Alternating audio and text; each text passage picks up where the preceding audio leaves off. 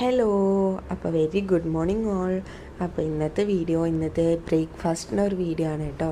അപ്പോൾ ഇന്ന് ഞങ്ങൾ ഉണ്ടാക്കുന്നത് വലദോശയാണ് കേട്ടോ. നിങ്ങൾക്കെല്ലാം അറിയാമോ വലദോശ?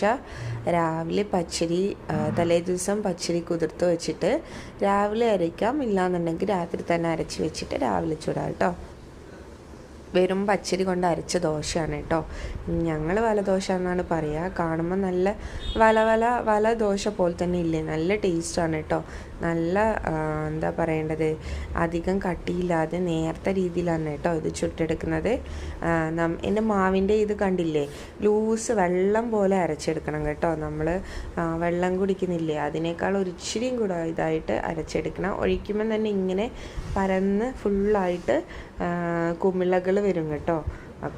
അപ്പോഴാണ് ദോശ നല്ല റെഡിയാവുന്നത്, സെറ്റാവുന്നത്. എന്തായാലും ഇവിടെ എല്ലാവർക്കും ഇത് ഇഷ്ടമാണ് കേട്ടോ, വലദോശ. ഐവിനൊക്കെ നല്ല ഫേവറേറ്റ് ആണ്. അപ്പം ഞങ്ങളിന്ന് ഉണ്ടാക്കിയത് വലദോശയാണ് കേട്ടോ. കയ്യിലെടുക്കുമ്പോൾ തന്നെ കണ്ടോ അതിൻ്റെ നേർമ, കൂടാതെ അതിൻ്റെ വല കണ്ടോ. അപ്പം ഞങ്ങളിന്ന് ഉണ്ടാക്കിയത് കടലക്കറിയും വലദോശയാണ്. അപ്പം നിങ്ങളെല്ലാവരും ഇന്നത്തെ ബ്രേക്ക്ഫാസ്റ്റ് കഴിച്ചോ ഗൈസ്? എന്തായിരുന്നു നിങ്ങൾക്കൊക്കെ ഇന്നത്തെ ബ്രേക്ക്ഫാസ്റ്റ്? പിന്നെ ഞങ്ങൾ കട്ടനാണ് കേട്ടോ അധിക ദിവസങ്ങളിലും കുടിക്കാറ്.